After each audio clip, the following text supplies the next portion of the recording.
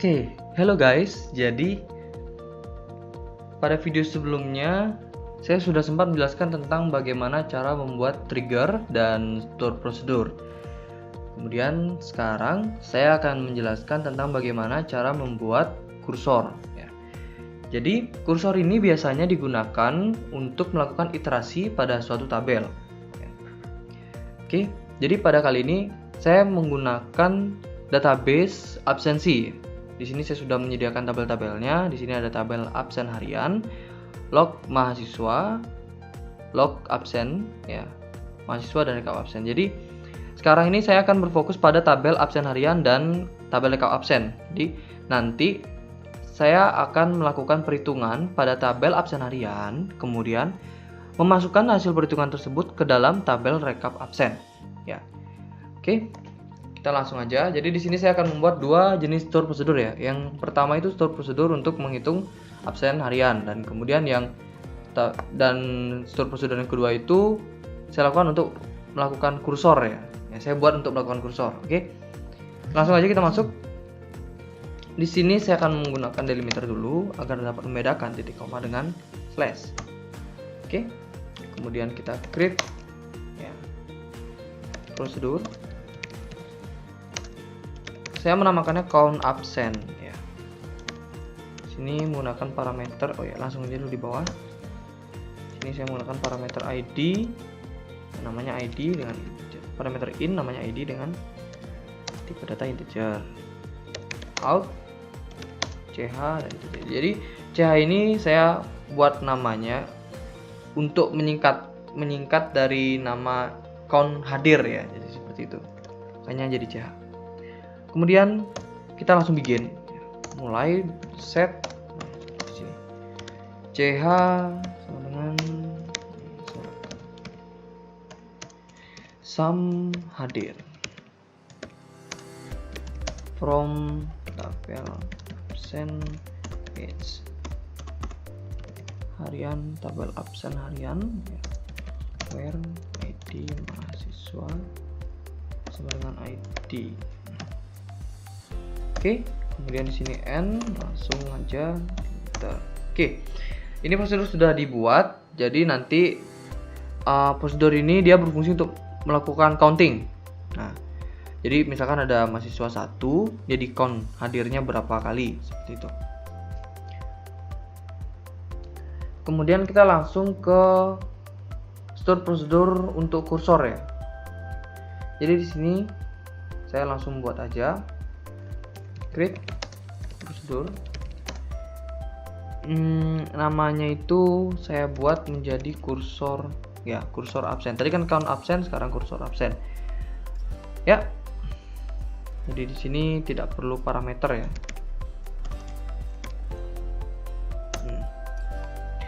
Kita melakukan declare.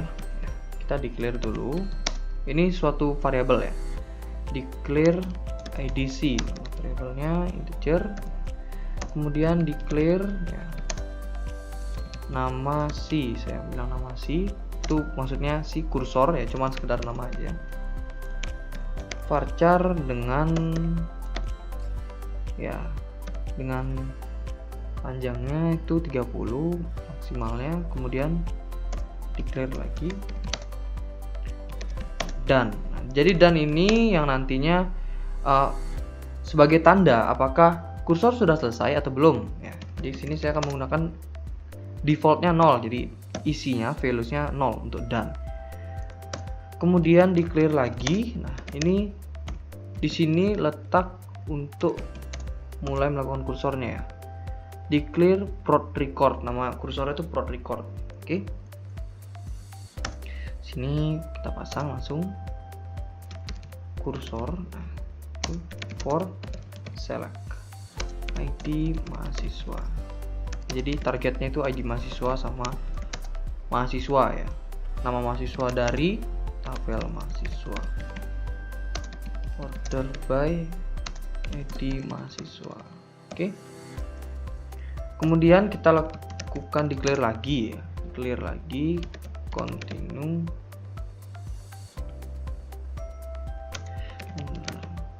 Nah, ini Continue handler ini untuk memberitahukan apakah sudah selesai kursornya atau belum. Jadi codingannya seperti ini, query-nya seperti ini ya. 2000 ini merupakan kodenya, kemudian kita set dan sama dengan 1. Nah, jadi jika sudah selesai dan akan dari 0 itu akan berubah menjadi angka 1. Nah, jadi di sini saya akan tambahkan truncate. Nah, truncate ini fungsinya untuk menghapus data yang di dalamnya, bukan menghapus tabel ya, tapi hanya menghapus data di dalam tabel. Jadi ntar di saat pemanggilan kursor kan pasti akan dimasukkan dalam tabel rekap. Untuk pemanggilan kursor yang kedua, data sebelumnya akan dihapus dan diganti oleh data yang terbaru. Tabel rekap absen.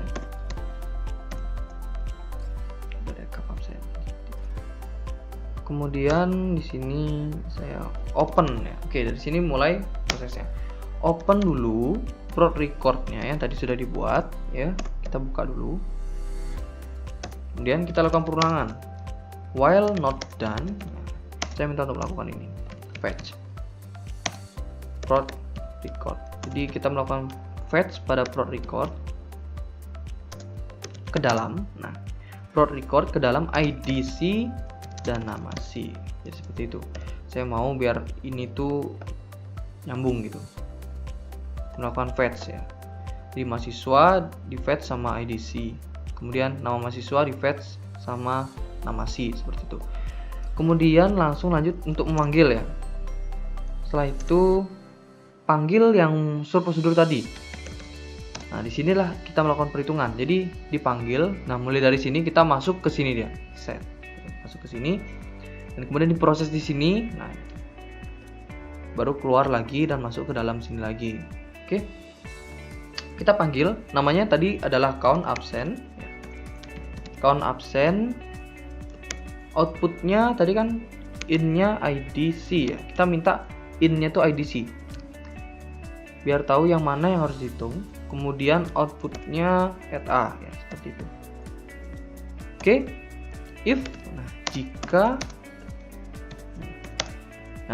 nanti output yang dihitungkan itu dia misalkan nggak pernah absen ya, is null gitu. Kemudian saya minta nanti melakukan set @a ini ya menjadi 0 gitu. Seperti itu. Kemudian and if. Selanjutnya jika not done. Nah, jadi jika dia tidak 0, artinya di sini kalau misalnya dia sudah selesai ya gitu. Baru mulai dah dimasukin datanya ke dalam ini insert into tabel rekap absen dengan values, dengan nilainya IDC ya, nama si, oke, dan @a seperti itu. Kemudian kita and if ya. And if oke, and while ya. Kemudian close prod record. Oke, jadi kan and if, and while, close prod record ya. Kemudian end dengan ini dan delimiter. Oke. Ya, oke. Kita di sini punya error ya. Error di sini, you have an error in your SQL syntax. Check the manual correspond. Oke. Apa yang salah di sini? Saya kasih waktu untuk menebak.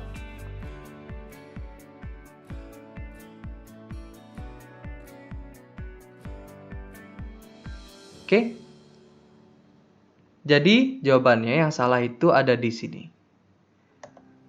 Kalian jika ingin membuat store prosedur jangan pernah lupa untuk mencantumkan begin ya, begin. Oke, jadi saya di sini kurang mencantumkan begin ya, saya salah.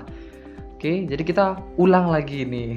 Oke, ulang lagi cukup banyak, tapi nggak usah khawatir.